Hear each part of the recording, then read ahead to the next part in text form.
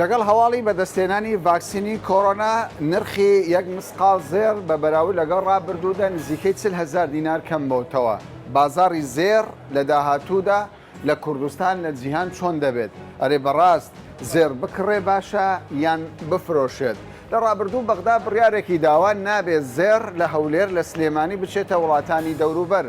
بۆ هەر کیلۆ زێرێک زیاتر لە $1000 ئەمریکی نرخەکەی بەرز بوویەوە. ئەم بڕیارە بەکوێ گەیشت؟ بە شێوەکی گشتی قسە لەسەر بازاڕی زێر دەکەین. من کامەران حاج عومەر لەگەڵ هاوکارانم لە تیمی باسی ڕۆژ لەگەڵتان دەبێت.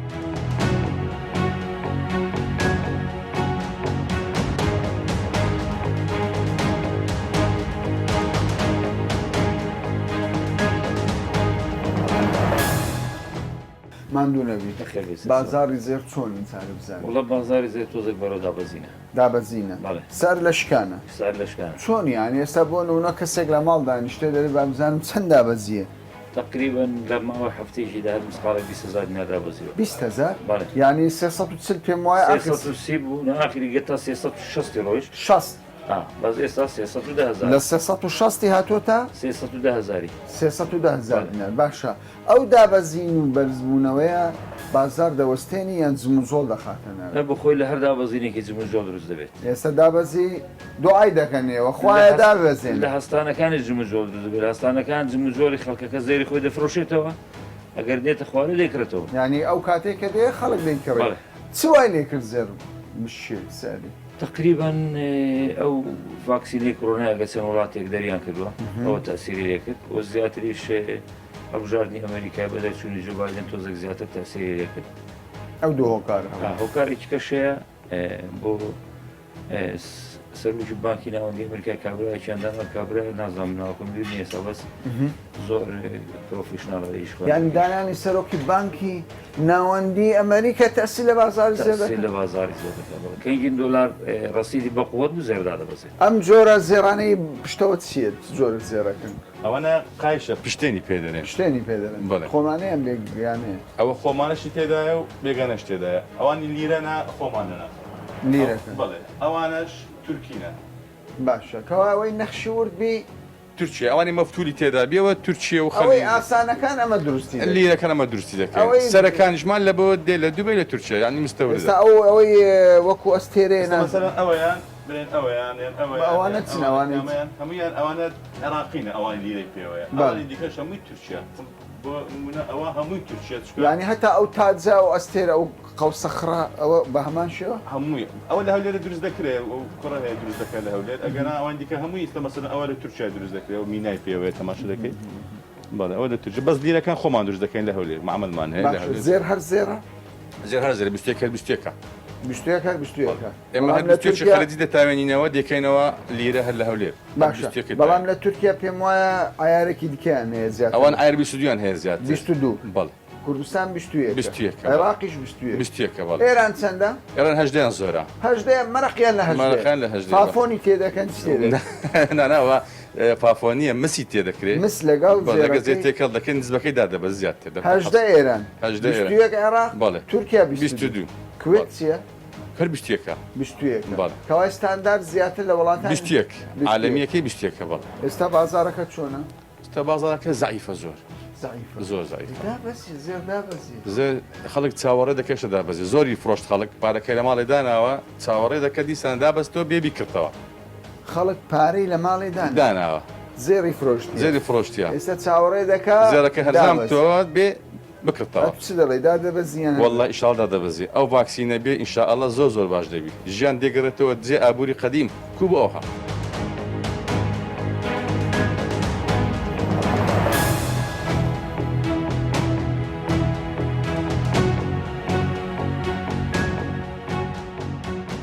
کێشەیەک هەیە لە نێو زێڕنگرانی کوردستان بە دەر لەوەی کە مەسلەی سەری زێر پەیوەندیدارە بە بازاری جیهان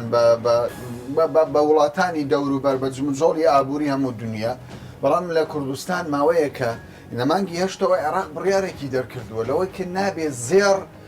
لە ڕێگەی فڕۆکەخانەی نێودوڵەتی هەولێر لە ڕێگەی فڕۆکەخانەی نێودوڵەتی سلێمانی بچێتە وڵاتانی دەرەوە ئەم بڕیارەی داوە لە مانگی هەشت زێر هەناردەکردنی قەدەغەیە تەنیا ڕێگەی بە دوو فڕۆکەخانە داوە فڕۆکەخانەی نەجەف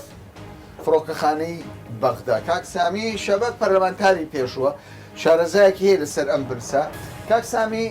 یان تۆ چۆنی دەبینی بڕیارێکی نەم شێوەیە لە هەرێمی کوردستان زێر هەناردەکردنی قەدەغە بکرێت ئەوازان قرارێکی سیاسیەوە سیاسی بەێ خۆچکو نەجەف و کەربەلا ئەو ئەوانە کە لە ڕێگای ئێرانەوە بێتەوە تێگەیشتی ئەوە قرارێکی سیاسی لەبەرەوەی ئەو برادرانە کە لە بەغدایەنە ئەندام پەرلەمانەکان دەبی بە شێوەیەکی زۆر زڕ ئیش بکەن ئەو مۆزوعی حلکەن چکو معنای نییە هیچ ناحیە اقتصادی معنای نییە بۆ لێرە بەس لاوازکردنی بازاری زێرە لە کورد بزەبت خۆی بازار یعنی بازاری کوردستان تێگەی بازارێکی زندووە تێگەیشتی وە زێر لێرە دەچووە لە وڵاتانی دراوسێ لە تورکیا لە سووریا لە ئێران بە هەر شێوە وەک ئەوەی قەزیەی ئەو قانونی قەرز بە هەر شێوە هەوڵ دەداتن زیان بە هەرێمی کوردستان کە زۆر هەوڵ دەدەن ئیستا لەسەر ئەو مۆزوع زۆر هەوڵ دەدەن ناحیە تریش هەوڵ دەدەن دوو پارچەی کردنی هەرێمی کوردستان و ئەو جملە هەیە ئیستا لە ناو بەعز ئەحزابی شیعی بەداخەوە دەبی ئەمە حل بکەین و ئەمن اقتراحەکەمە بوو لە بۆ حکوومەتی هەرێمی کوردستان لە بۆ حزبەکان دەبی ئەمە دەست پێ بکەین لەگەر ئەو حزبانە کە پێش ئەومان هەبوو اتفاقی استراتیژیمان دەبی لەگەر ئەو حزبانە ئیش بکە پێشی لەگەر حکوومەتی فیدرالی ئیش بکات پێ دوای حزبەکان گرنگتر بن لە حکوومەت زۆر باشە ئێستا زێر ناڕۆ لە فڕۆکەخانەی نێودەوڵەتی هەولێر لە سێماوە تاثیر لە بازار دەکە یان عادیە هەنا تاثیر دەکات طبعا تاثیر دەکات ئەمەکەمە زێر بە ڕێگای خۆمان بنێرین بە ڕێگای فڕۆکخانەی هەولێر سیقە زیاترە زەمان زیاترە زەمانەکەی زێر کە دەگاتە جێ خۆی زیاترە باشە ئێستا لێرە خەڵکێک کە زێر دەکڕێت تاجری گەورە هەیە وانە لەوانەیە بەتەن زێر بڕواتن لە کوردستان لێرەوە لە هەولێرەوە تا دەگاتە نەجەف لێرەوە تا دەگاتە بەغدا ئەو ڕێگایە ئەمنیەتی هەیە ئەو هەموو زێرە بڕوە بە ئۆتۆمبیلە یان دوو ئۆتۆمبیل سێ ئۆتۆمبیل یعنی ئەوڕۆ زێرگرەکان ڕێگاچیان دەوێت ئەمین بێ یعنی ئەتوو حلت نییە چارەت نییە یعنی ئەوانەش دەزانی ئەمە لێرە کرێ دوکانێ دەدەین مصرفمان هەیە سەرمایی ئێوە زێرە کە زێرەکەشتانە دەست بچێ معنای وێ ئەمەدا دەنشینیش ناکەین کەوای ئێوە داوا دەکەن فڕۆکخانەی هەولێر و سلێمانی بکرێتەوە ئەکید کو داوا ناکەین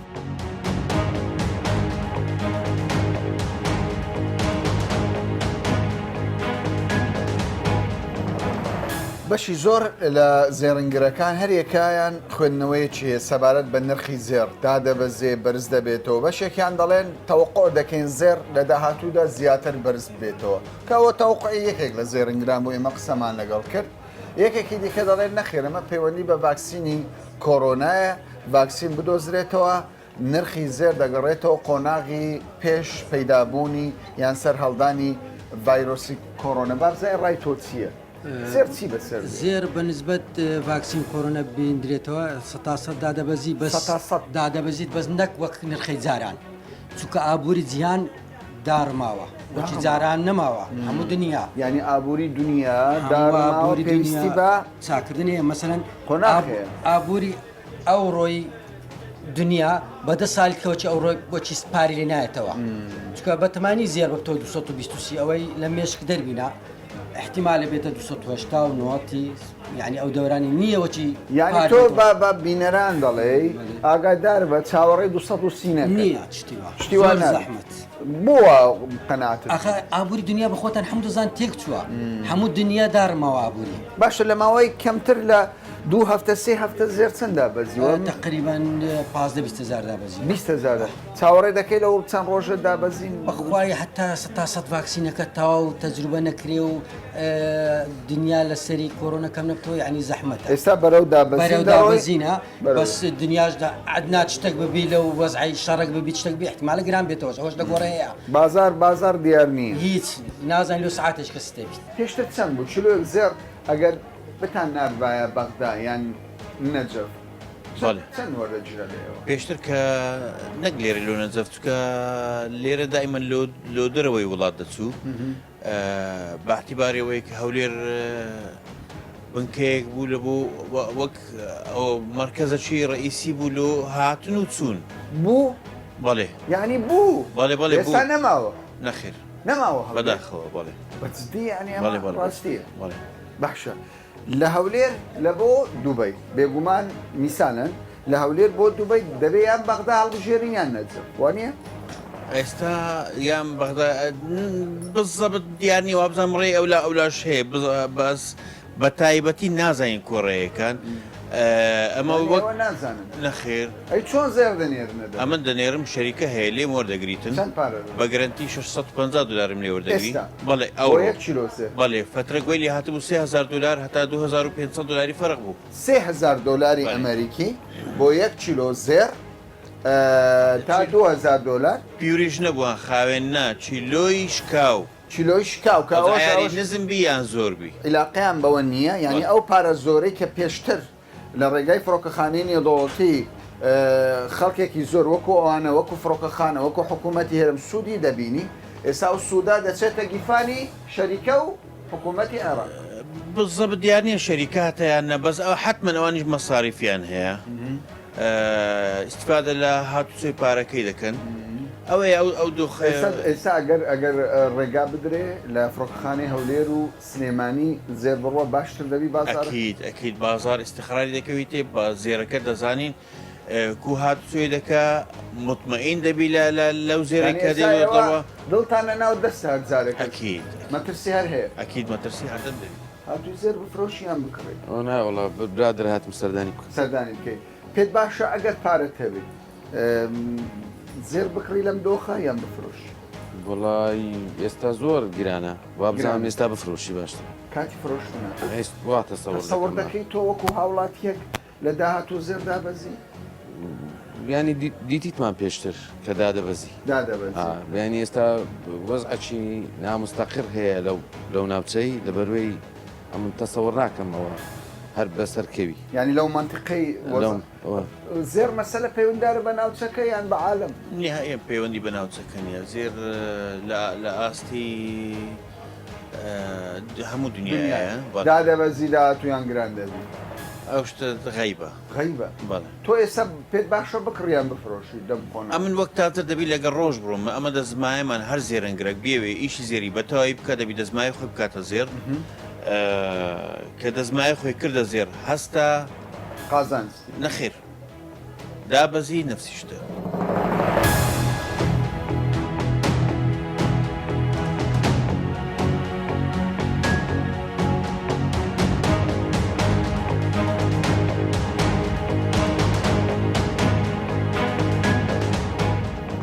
لە کوردستان کۆمەڵێک زێر هەیە زێری ئیمارات زێری تورکیا زێری ئێران زێری وڵاتانی دەوروبەر هەر یەکە بە شێوەیەکە دەستحەقیش ینی هەردەم دەستحەقی زێڕینگران ینی شتێک بووە لە مامەڵە ینی دەستحەق پارەیەکە دەخرێتە سەر بڕی ئەو زێڕی کە کەسێک دەکڕێ بۆ نون ئەگەر مسقالێک زێر بکڕی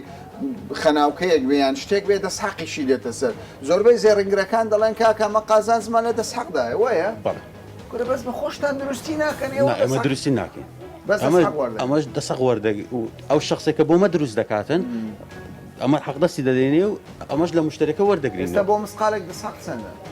کاکەمەرە حەسب ئیشە مسقال هەیە حەقدەستی 35,000 هەیە 25,000 هەیە 50,000 هەیە 100,000 ئەمە ئیشمان لا هەیە دەگاتە 110,000 دینار حەقدەستی یەک مسقال بەس لە فرۆشتنەوەی هەمووی دەڕوە هەمووی یعنی دەستحەق هەر کەسێک بکرێ قانونیە قانونیە ئێستا تو بۆ نمونە کابرا دەستە لای خەیات کتۆک شەروارێک بەڕادان دەدا درە قماشەکە بۆندا عقدەستی خەیاتەکەش ئەوەندا ئەو ئاڵتونش ئەو هاالێ ئەمەش دەچینە دووبەی دەچینە تورکیای ئاڵتون دەبین سەبیکە دەبێت کە سەبیکە دەبین دەرێن ئەومان بۆ دروستکە تاخممان بۆ دروستکە حەسب ئیشە غرام هەیە بە $10 هەیە بە $5 هەیە بە $3 هەیە بە $4 کە بۆمە دێتن لەوێن دێت ئەجە چ لە تورکیا چ لە دووبێ باشە ئێستا بازار چۆنە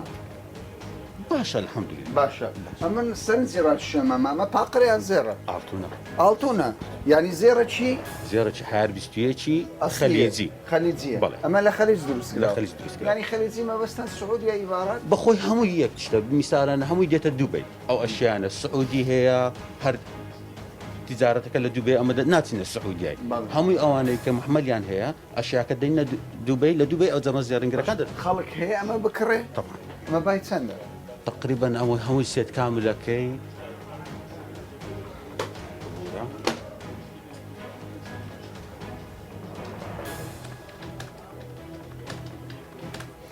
$180,000 هەژدە دەفتەر هەژدە دەفتەر بەڵێ. ئەم پارچەیە بکاملە بەکاملی بای هەژدەدا قایش کڕیاری ملە و هەیە؟ لەوەی زیاد گەورەتریشمان فرۆشت ئەمە بای هەژدە دەفتەریە لەوە گەورەترش فرۆشتەوە لەوە گەورەترش مشتری هەیە مشتری هەیە بەڵێ. باش ئەمە دەسەقی چەندە حەقدەستی غرامی وەی 10,000 10,000 بەڵێ. کۆی دەکات چەند دوو دەفتەر و نیو تقریبا باشە کەوایە مەسلەی دەسحق لە پارچە زێڕێکی بچووک هەتا گەورە جیاوازی دەکات ئەمە هەژدە دەفتەرە دوو دەفتەر و نیو دەسحقە کەوا ینی لە قۆناغێکدا گەر کەسێک ئەمەی بە هەژدە دەفتەر و قسوور کڕی دواتر فرۆشتیەوە دەبێت حیسابی ئەوە بکات دوو دەفتەر و نیو لە ئەوە بەخۆی شخص هەموو کەسێکی ئەوە دەکرەوە نافرۆشتەوە کابرا ئەوی میسانە تو قایشێک نییە کابرا قایشمان هەیە ئێستا بۆ نمونەمە قایشمان لێرە هەیە 500,000 عقدەستیتی قایشمان هەیە دەفتەرێک $1 عقدەستیتی قایشمان هەیە 40 بۆ جوانکاریە ئەو بۆ جوانکاریەکە بۆ هەڵگرتن نیە کابرا کە میسالم کابرا دەی بووکێکە شتێکی ئیمکانێتی فەرقی هەیە لەگە ئیمکانێتیەکەشکە ئەمە بووکمان هەیە دێتن لێرە لەو ماوە بووکمان بڕێ کردووە 20 مسقال زێڕی بردووە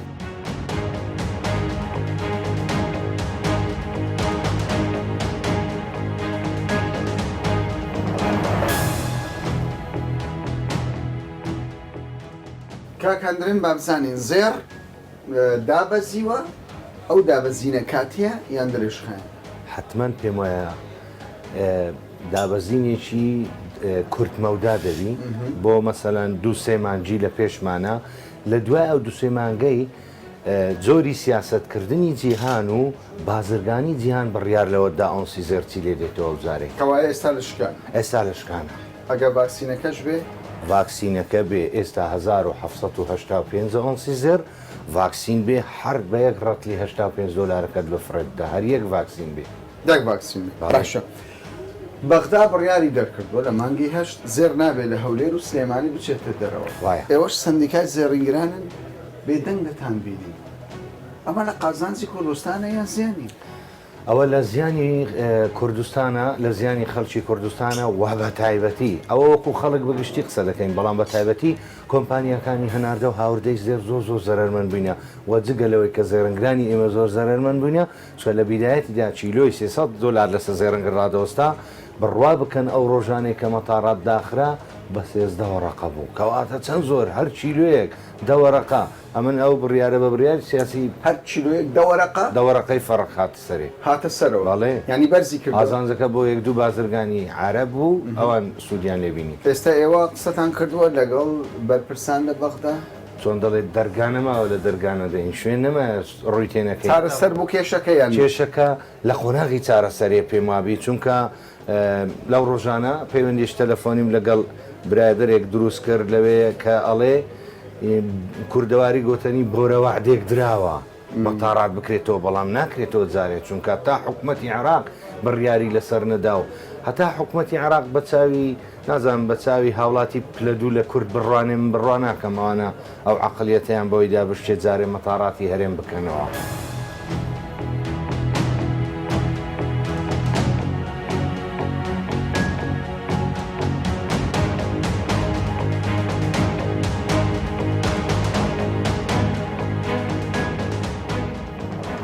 وەک ئاگادارن بە بڕیارێکی غەیبی ینی بڕیارێکی غەیبی بەغدا ڕێگا بە فڕۆکەخانەی نێودەوڵەتی هەولێر و سلێمانی نادرێ زێر هەناردەی وڵاتانی دەوروبەر بکەن ماوەیەکە ئێوە خەریکێون چارەسەری ئەم کێشەیە بکەن لەگەڵ سەرۆک وەزیرانیش کۆبوونەوەتان کردووە گەیشتن بە چی؟ ئایا دەرگا دەکرێتەوە یان هەر بە داخراوی دەمێنێتەوە؟ ئێمە کاتێک لەگەڵ بەڕێ سەرۆک وەزیران کۆبووینەوە یەک لەو بابەتانەی کە باسمان لەسەر کرد بابەتی زێڕ بوو کە فڕۆکەخانەی هەولێر و سلێمانی لەو لیستەیە دەرچووە کە هاوردەکردن و هێنانی زێر لە ڕێگەی ئەو فڕۆکەخانەی بێ دانرایە تەنها لە ڕێگەی فڕۆکەخانەی بەغدا و نەزەفەوە بێ. پێم گوتم ئەوە بڕیارێکی نادروستە، بڕیارێکی نادار پەروەرانەیە، لەبەر ئەوە فڕۆکەخانەی هەولێر و سلێمانی نێودەوڵەتیش بە هەمان مافی فڕۆکەخانەی بەغدا و نەزەفیان هەیە لەو بارەدا. لە پاشان چۆن ئێمە داوا بکەین بازرگانانی زێر یان زەڕەنگران لە هەرێمی کوردستان بێن لە بەغداوە یان بێن لە نەجەفەوە زێڕەکەی خۆی وەربگرێ تل بە ڕێگای ئۆتۆمبیل و بە ڕێگەی وشکانی ئەم زێڕە بگەینێتە هەرێمی کوردستان. ئەمە هەم خەتەریات لەسەر زێڕەکە هەیە و هەم لەوانەیە مەسرفی زیاتریشی لەلایەن مەساریفەوە دەچێتە سەر. بۆیە پێویست بۆ دەکە ئەو مافیان بۆ بگەڕێنەوە کە لە هەردوو مەتاری هەولێر و سلێمانی ئەم بازرگانیە بکرێت. وەڵامی داوە گوتی ئێمە ئاگامان لەوە هەیە کە بۆ با بڵێن گەشتی ناوخۆ یانی زێر لە هەولێر بۆ بەغدا لە بەغدا بۆ هەولێر بە فڕۆکەخانەی کێشەی نییە، بەڵام تەنها بۆ دەرەوەی عێراق بۆ دەرەوەی هەرێم دەرەوەی هەرێم دەبی لەو دوو ڕێگای روشمان حتا بۆ دەرەوەی هەرێمیش پێویستە لەو دوو مەتاڕی هەرێم بێ. ئەویشی تر لە پاشاندانی بەوەدانا کە بەڵێ هاتوو چوون لە ڕێگەی هەولێر و بەغدا هەم ناحی ئەمنی هەم ناحی ئابووریشی دەکەوێتە سەر. گوتی بەڵێ بە لایەنی پەیوەندیدارەکان دەڵێن کە چارەسەری ئەو بابەتە بکەن و پەیوەندی بە وەزیری داراییەوە کرد و هەروە بە وەزیری بازرگانیشەوە کرد. یەک هەم بۆ شایستە داراییەکانی جوتیاران هەم بۆ ئەو بابەتش ئەو بابەتە بزانە چی پەیوەندی پێوەیە چارەسەریکەن. پێتان وایە لە داهاتوێکی نزیک چارەسەر بێ یانیش وەکو دەگوترێت ئێستا حکوومەتی عێراق کاربڕێکەرە بڕیاری ئەو تۆی پێنادرێت؟ ناگەر بێ بڕیارەکە دەدا. حکوومەتی عێراق ئەگەر مەبەستی بێ بڕیارەکە دەدا. ئێمە لە دوای ئەوە پەیوەندیمان کرد بە دەستەی ڕاوێژکارانی ئەنجومەنی وەزیران کە ئەم نووسراوە لای ئەوان بوو. گوتمان چیتان کرد بە پێی فەرمانی سەرۆک ئەنجومەنی وەزیران گوتی ئێمە نووسراومان کرد، نووسراوەکە نیشانی ئێمەشدا، ئێمە نووسراومان کردووە بۆ ئەنجومەنی ئابووری سەرۆکاتی وەزیران. لە سەرۆکاتی وەزیران ئەنجومەنی ئابووری هەیە کە وەزیری داراییە، وەزیری بازرگانیە، وەزیری پلاندانانە. ئەمانە بڕیارەکە ئێستا لای ئەوان ماوە کە ئەم بڕیارە هەوەشێنەوە و هەردوو فڕۆکەخانەی هەولێر و سلێمانیش داخلی ئەو بابەتە بکەن، ئەو لیستە بکەن کە پێویستە هاوردەکردن و ناردەکردنی نادنە دەرەوەی زێر لەو دوو ڕێگاش بکرێت. ئەمە چاوەڕوانی ئەوە دەکەین کە ئەم ئەنجومەنە ئەنجومەنی ئابووری ئەنجومەنی وەزیرانی عێراق ئەم بڕیارە بدات.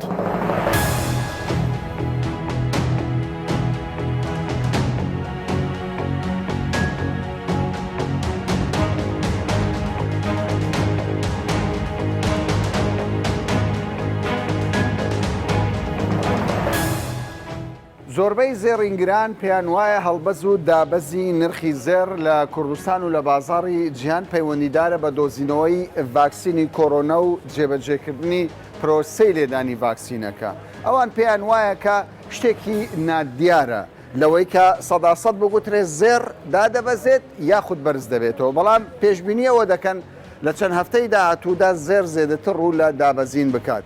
بۆ فڕۆکەخانەی نێودەوڵەتی هەولێر و فڕۆکەخانەی سلێمانی کە بە بڕیاری بەغدا قەدەغە کراوە زێر هەناردەی دەرەوەی وڵات بکرێ، بەرپرسان لە هەرێمی کوردستان کە لەگەڵ بەغدا گفتوگۆیان کردووە چاوەڕێی ئەوە دەکەن بەم نزیکانە بڕیارێکی لەم شێوەیە بدرێ و ئەمەش لە قازانجی بازاڕی زێر و کاسبکارانی زێر و هاوڵاتیانی هەرێمی کوردستان بشکێتەوە. تا باسێکی دیکە و بابەتێکی دیکە بەخواتان دەستێت.